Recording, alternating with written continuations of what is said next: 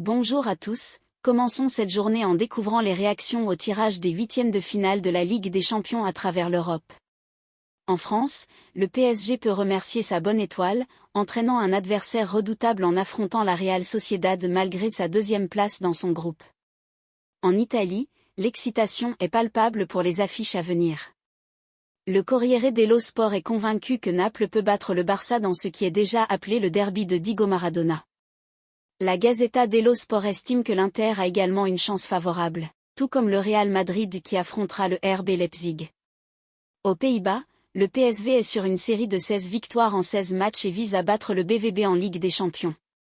En interne, des tensions naissent entre Kylian Mbappé et Luis Enrique au PSG. Le comportement actuel de Mbappé est au centre des préoccupations, et des propositions de Luis Enrique ont été rapportées.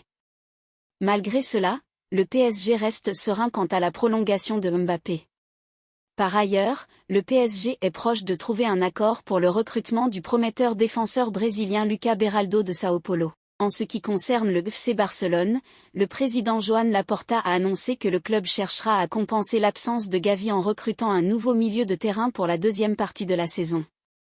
Plusieurs joueurs potentiels ont été évoqués, notamment Renato Sanchez, Calvin Phillips, André Santos et Thomas Partey.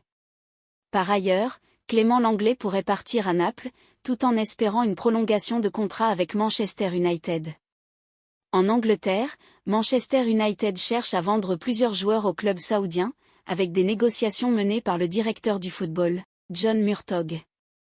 Cependant, ces négociations n'ont pas abouti. De plus, Bernardo Silva de Manchester City a lancé un avertissement au rival, affirmant que les résultats de son équipe seront visibles en mai. Enfin, le PSG devrait participer à la future Coupe du Monde des clubs, avec des gains potentiels importants à la clé.